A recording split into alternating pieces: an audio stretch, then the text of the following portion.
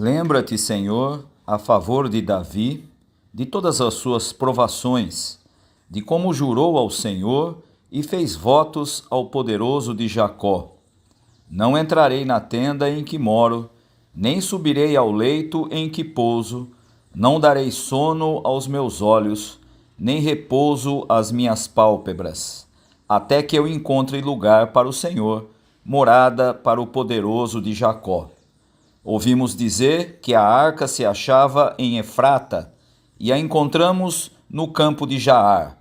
Entremos na sua morada, adoremos ante o estrado de seus pés. Levanta-te, Senhor, entra no lugar do teu repouso, tu e a arca de tua fortaleza. Vistam-se de justiça os teus sacerdotes e exultem os teus fiéis. Por amor de Davi, teu servo, não desprezes o rosto do teu ungido. O Senhor jurou a Davi com firme juramento, e dele não se apartará. Um rebento da tua carne farei subir para o teu trono. Se os teus filhos guardarem a minha aliança e o testemunho que eu lhes ensinar, também os seus filhos se assentarão para sempre no seu trono.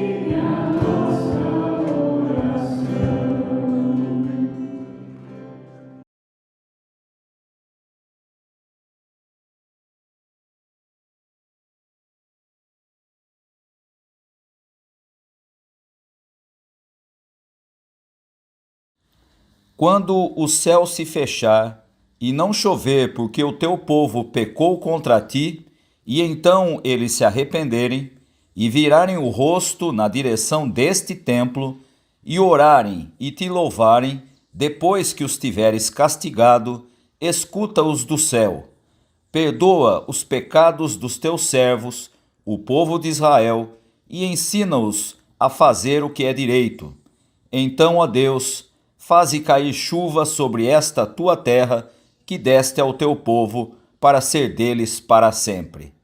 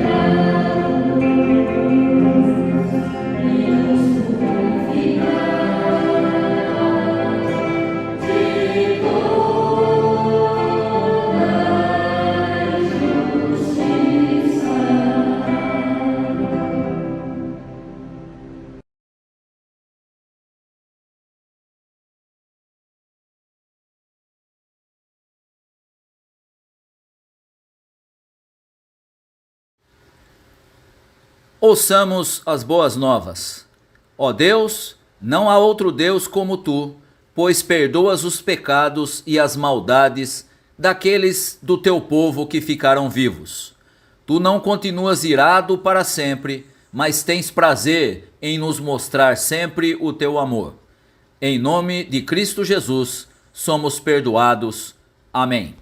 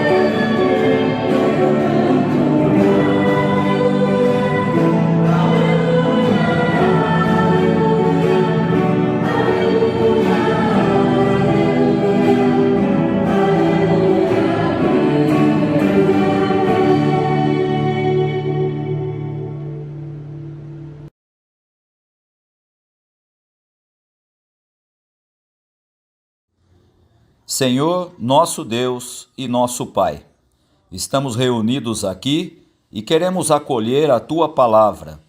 Ilumina os nossos corações e as nossas mentes com o Teu Espírito Santo, para que sejamos instruídos por Tua palavra e possamos discernir nela a Tua vontade. Por Jesus Cristo, nosso Salvador. Amém. Pilatos tornou a entrar no palácio, chamou Jesus e perguntou: Você é o rei dos judeus? Jesus respondeu: Esta pergunta é do Senhor mesmo, ou foram outras pessoas que lhe disseram isso a meu respeito? Por acaso eu sou judeu? Disse Pilatos. A sua própria gente e os chefes dos sacerdotes é que o entregaram a mim. O que foi que você fez? Jesus respondeu: O meu reino não é deste mundo. Se o meu reino fosse deste mundo, os meus seguidores lutariam para não deixar que eu fosse entregue aos líderes judeus. Mas o fato é que o meu reino não é deste mundo. Então você é rei? Perguntou Pilatos. É o Senhor que está dizendo que eu sou rei, respondeu Jesus. Foi para falar da verdade que eu nasci e vim ao mundo. Quem está do lado da verdade, ouve a minha voz.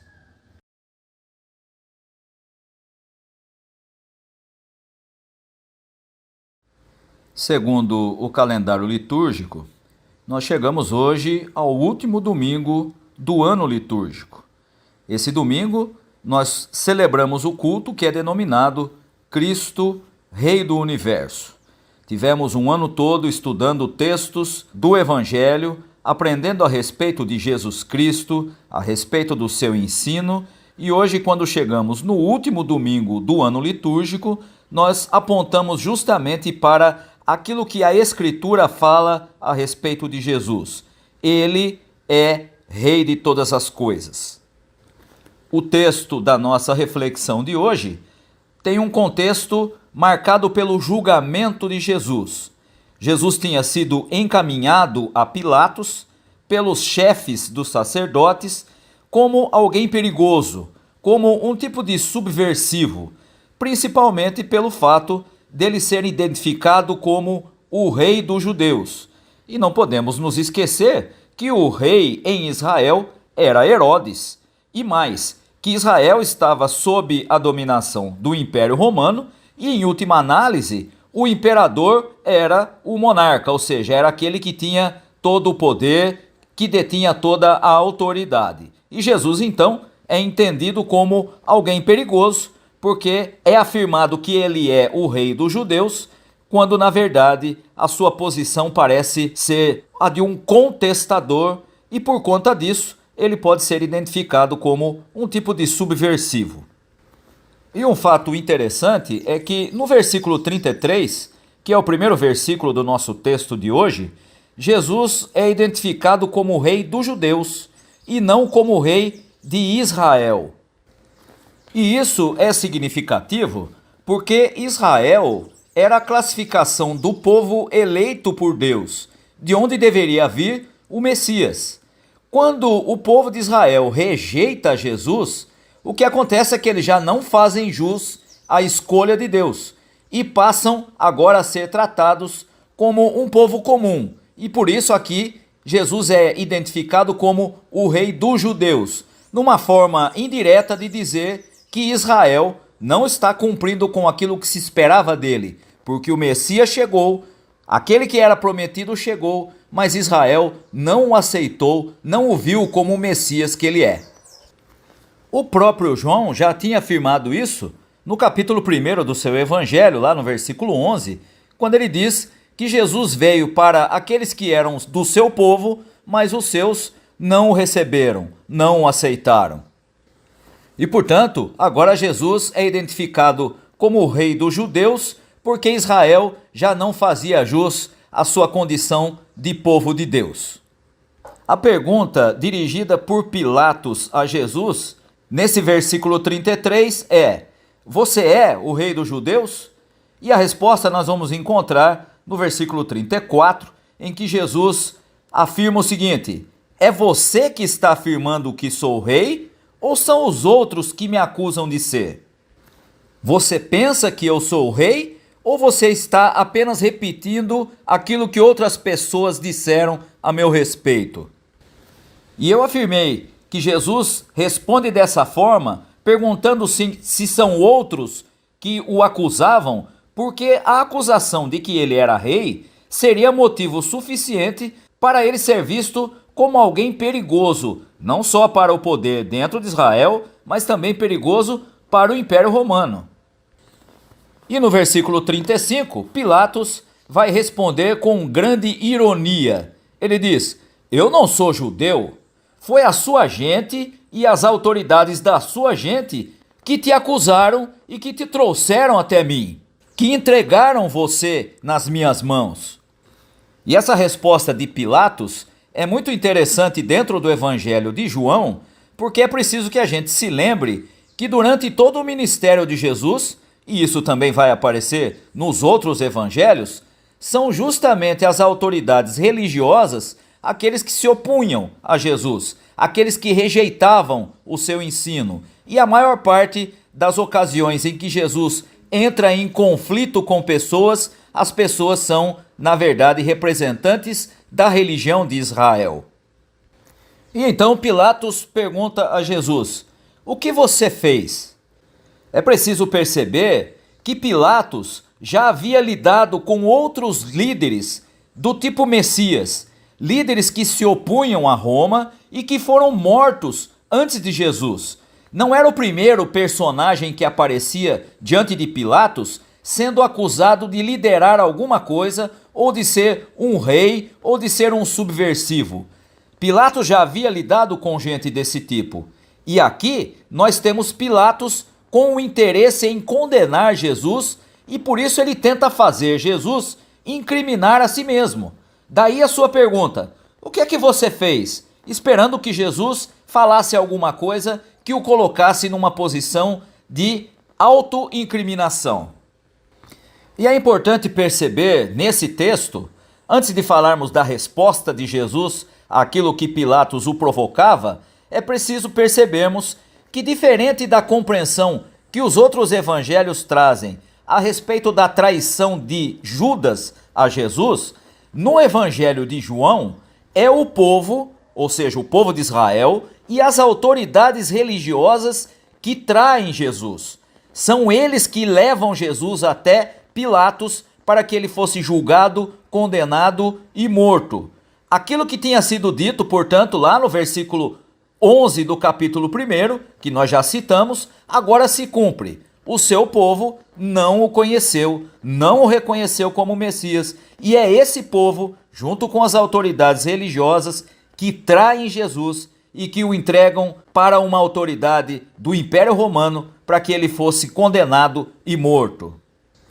Chegamos então ao versículo 36, onde Jesus responde à provocação de Pilatos. E ele faz uma afirmação muito conhecida: meu reino não é deste mundo. E essa expressão já foi usada muitas vezes em muitas igrejas para se referir ao reino de Deus, à pregação do evangelho, como algo totalmente distanciado da realidade, distanciado do mundo em que a igreja vive. Mas não é esse o sentido da resposta de Jesus. O que Jesus está deixando claro é que o reino dele não se estabelece a partir da força, ou como no caso do Império Romano, a partir da paz romana. E é preciso perceber que isso não significa de maneira nenhuma algum tipo de alienação da realidade social. Pelo contrário, é preciso perceber que a afirmação de Jesus indica que o reino de Deus, o reino que ele anuncia, não é como os outros impérios, não é como os outros reinos, não é um império de tirania, pois adota outros valores. O próprio Jesus deixa claro que se o seu reino fosse um reino de força, os seus seguidores, aqueles que receberam a sua mensagem, lutariam por ele, estariam presentes nessa situação, libertando Jesus da sua situação de ser julgado, condenado e morto pelo Império Romano. Mas o que Jesus está destacando aqui é que o seu reino não é deste mundo, porque ele tem outros valores. Ele não é baseado na força, ele não é baseado na tirania, ele não é baseado na demonstração de força que subjuga as pessoas para que todos obedeçam ao desejo do império. Seu reino tem outros valores. E como já ficou claro em textos anteriores do próprio Evangelho de João, mas também dos outros evangelhos, no seu anúncio do reino de Deus, o poder se revela de outra forma, se revela no serviço e não na dominação, como é comum e como era comum no Império Romano, assim como foi sempre comum em todos os tipos de impérios baseados na tirania. E portanto, quando Jesus diz, meu reino não é deste mundo, ele não está dizendo que a sua igreja precisa ser alienada da realidade em que está inserida. Pelo contrário, é preciso que a igreja viva dentro dessa sociedade a partir de outros valores, valores que não são os da força, ou da imposição, nem da dominação, mas os valores que ele ensinou no seu evangelho, valores que trazem um outro tipo de relação entre as pessoas. Mas aí a reação de Pilatos, novamente, é de tentar fazer Jesus se incriminar. No versículo 37, ele volta a perguntar, então você é rei? Ou seja, pelo que você está dizendo, e se você disse que o seu reino não é deste mundo, então você é rei. tentando fazer Jesus afirmar que sim, que ele era rei. Mas ao mesmo tempo, essa pergunta de Pilatos revela que ele não consegue entender o tipo de rei que Jesus é. É como se ele estivesse dizendo: como você não é um rei daquele tipo que domina? Isso não existe. Só existe esse tipo de rei. Isso que você está dizendo não combina com aquilo que todo mundo vive. E essa é uma característica muito presente em todo o sistema de dominação. Não é possível perceber alguma outra forma de relacionamento entre as pessoas senão a de dominar, senão a de oprimir. É muito difícil para quem pensa e vive a partir de modelos como o dos impérios entender a mensagem do Evangelho. Uma mensagem que é sim de um reino, mas um reino que não é baseado na força, na dominação. E então nós vamos encontrar Jesus ao responder a essa provocação nova de Pilatos, Jesus apontando agora para a sua missão, a verdadeira missão do verdadeiro Messias. Você pensa que eu sou rei do tipo comum, mas eu vim ao mundo para dar testemunho da verdade. A resposta de Jesus reafirma aquilo que ele já tinha dito: o seu reino parte de outro modelo, parte de outros valores. E quando Jesus afirma que nasceu e veio ao mundo para dar testemunho da verdade, isso implica na denúncia de toda mentira, inclusive a mentira da própria Pax Romana, que oprime em vez de libertar. Assim como hoje deve continuar denunciando toda mentira, não importando de onde ela venha, desde que ela seja aquela semelhante à da paz romana, que oprime em vez de libertar. Hoje vivemos numa outra realidade, debaixo de um sistema de capitalismo neoliberal, e hoje nós temos de novo a mesma situação de um império que domina e que oprime, e que é baseado em quase sua totalidade na mentira. E a igreja hoje, se quer realmente estar comprometida com o reino de Deus, que não é deste mundo, porque parte de outros valores, precisa estar contra toda essa realidade de mentira, contra toda essa realidade que traz sempre opressão em vez de libertação. Um império pautado numa mentira deve ser sempre combatido. O Império Romano, que era pautado numa mentira, é revelado por Jesus. O império de hoje, que também é baseado numa mentira, precisa ser revelado e precisa ser desmascarado por aqueles que estão comprometidos com o reino de Deus, que não é deste mundo. É por esse motivo que Jesus afirma no final do versículo 37, que quem está ao lado dele percebe a verdade, entende esta verdade. Quem está ao lado da verdade ouve a voz de Jesus. Mas quem está com a mente embotada pela mentira não consegue ouvir a voz de Jesus. Acha que a mentira do Império Romano e de tantos outros impérios que se sucederam e que vêm até o nosso dia são mentiras aceitáveis. São opressoras, mas não são assim tão ruins como podem parecer.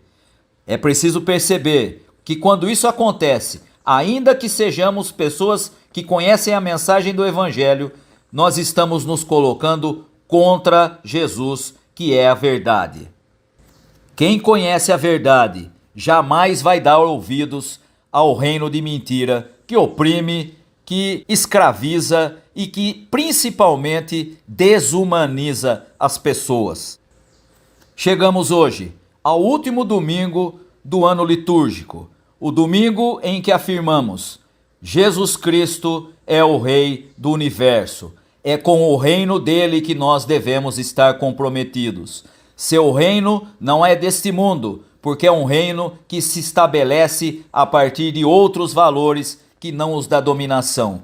É esse reino que deve pautar a nossa maneira de viver, a nossa maneira de agir na sociedade em que nós estamos. Esse deve ser o reino que devemos reproduzir na nossa maneira de agir como comunidade de fé. Celebramos hoje Jesus Cristo, Rei do Universo, que Ele seja também o Rei da nossa atitude, Rei das nossas vidas, Rei das nossas comunidades, e que nós possamos expressar os valores deste reino de Deus, que não é deste mundo, no meio de uma sociedade que está longe de Deus e que vive a partir da dominação. Fazendo isso, podemos afirmar com todas as letras: Jesus Cristo é o Rei do universo. Que Deus abençoe aos irmãos e às irmãs. Amém.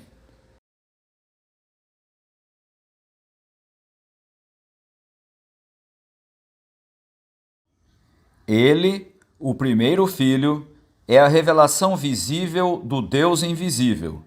Ele é superior a todas as coisas criadas, pois por meio dele Deus criou tudo, no céu e na terra, tanto o que se vê como o que não se vê, inclusive todos os poderes espirituais, as forças, os governos e as autoridades. Por meio dele e para ele, Deus criou todo o universo. Antes de tudo, ele já existia, e por estarem unidas com ele, todas as coisas são conservadas em ordem e harmonia. Ele é a cabeça do corpo, que é a igreja, e é ele quem dá vida ao corpo. Ele é o primeiro filho, que foi ressuscitado para que somente ele tivesse o primeiro lugar em tudo, pois é pela própria vontade de Deus que o Filho tem em si mesmo a natureza completa de Deus. Portanto, por meio do Filho, Deus resolveu trazer o universo de volta para si mesmo. Ele trouxe a paz por meio da morte do seu Filho na cruz e assim trouxe de volta para si mesmo todas as coisas, tanto na terra como no céu.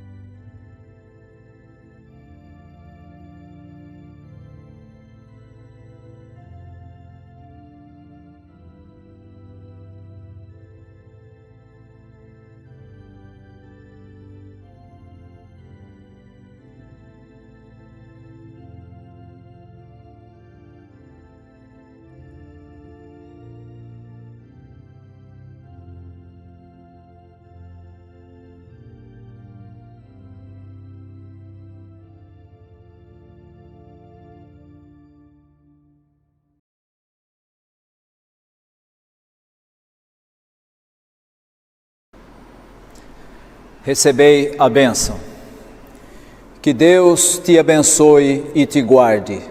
Que Deus sobre ti levante o seu rosto e te dê a paz. Que a graça do nosso Senhor e Salvador Jesus Cristo, que o amor de Deus, o nosso Pai, que o ensino e as consolações do Espírito Santo estejam com todos vós, hoje e para todos sempre. Amém.